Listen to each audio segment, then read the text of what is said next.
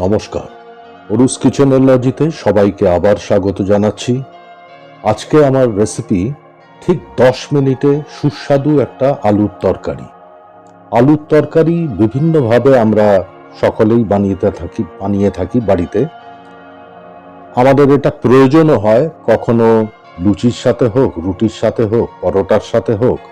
এটা আমাদের মাঝে মধ্যেই সব বাড়িতেই বানানো হয়। আমি আমার চ্যানেলে আলুর তরকারি আরো 2-3 রকম অলরেডি আপলোড করে রেখেছি। এটা আমি আজকে প্রেজেন্ট করছি একটু অন্যভাবে, কিন্তু খুব সাধারণ, প্রায় কোনো মশলা ছাড়া চটজলদি সুস্বাদু আলুর তরকারি। আমি আলু নিয়েছি 1 কেজি, মিডিয়াম সাইজের, মাঝারি সাইজের আলু। এটা প্রেসার কুকারে 4টে সিটি হাই ফ্লেমে দিয়ে ঠান্ডা করে খোসাটা ছাড়িয়ে নিয়েছি। তারপরে আলুগুলো আমি ছোট ছোট কিউব করে কেটে রাখবো। স্ট্রেট রান্নায় চলে আসছি। সাদা তেল দিয়ে দিলাম 2 চামচ মতো। তেল একটু গরম হয়ে গেলে ফ্লেমটা একদম লো করে দিন। ফ্লেমটা লো করে দিয়ে দিতে হবে 2 চা চামচ 2 টিস্পুন ঘি। ঘিটা তেলের সাথে মিশিয়ে, ফ্লেম কিন্তু লো থাকবে, তেলের সাথে মিশিয়ে নিয়ে দিয়ে দিচ্ছি একটা শুকনো লঙ্কা, গোটা শুকনো লঙ্কা মাঝখান থেকে একটু ছিঁড়ে দিয়ে দিলাম, তাহলে তেলটা ছিটবে না। ফ্লেম লো থাকবে। এবারে দিয়ে দেব সাদা জিরে। সাদা জিরে দিচ্ছি আমি 1.5 চা চামচ, 1 চা চামচের একটু বেশি। 2টো কাঁচা লঙ্কা লম্বা লম্বি চিড়ে নিয়েছি, সেই 2টো কাঁচা লঙ্কা দিয়ে দিলাম। দিয়ে এবার কড়াইতে দিয়ে দেবো যে আলুগুলো আমি দেখিয়েছিলাম, সেগুলো ছোট ছোট কিউব করে কেটে রেখেছি, সেটা পুরোটা দিয়ে দিলাম। এই সময় ফ্লেমটাকে একদম হাই করে দিতে হবে। হাই ফ্লেমে খুব ভালো করে আলুটা মেশাতে থাকুন। আলু যেহেতু সেদ্ধ করা আছে, সুতরাং ফ্লেমটা হাই রাখবেন, তাহলে আলুটা একটু ভাজা ভাজা হয়ে যাবে। একটুক্ষণ নাড়ার পরে দিয়ে দিচ্ছি হাফ টিস্পুনের একটু বেশি নুন আর কোয়ার্টার টিস্পুন হলুদ গুঁড়ো। নুন আর হলুদ গুঁড়োটা দিয়ে আরো 30 সেকেন্ডের মতো এটা হাই ফ্লেমেই নাড়তে হবে। রান্নাটা পুরোটাই প্রায় হাই ফ্লেমে হবে, শেষের দিকটা বাদ দিয়ে। দিয়ে দিচ্ছি কাশ্মীরি লাল লঙ্কার গুঁড়ো 1 চা চামচ। কাশ্মীরি লঙ্কার গুঁড়োটাও ভালো করে মিশিয়ে দিন। ফ্লেম কিন্তু হাই থাকবে।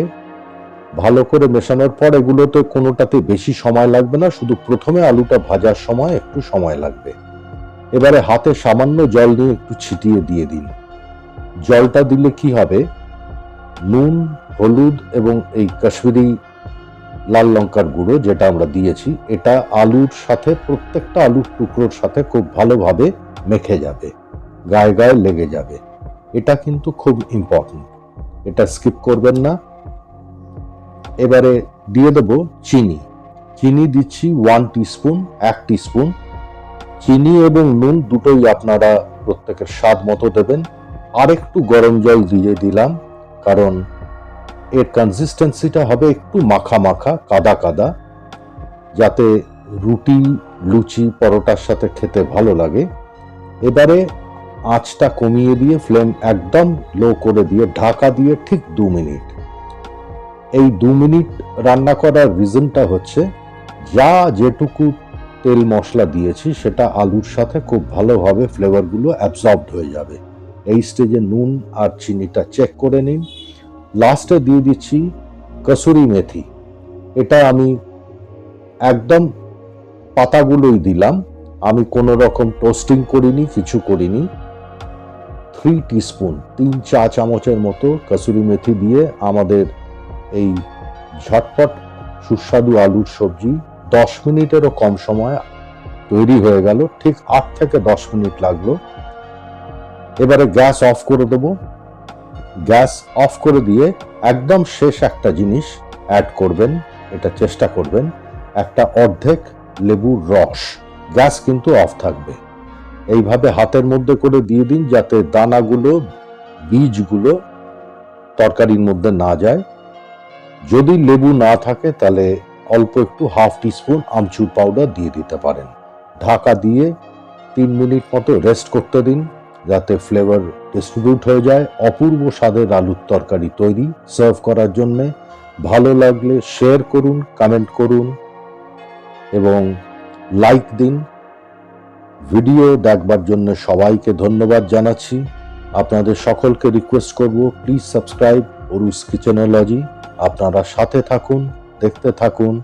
আবার দেখা হবে তাড়াতাড়ি। ভালো থাকবেন। নমস্কার।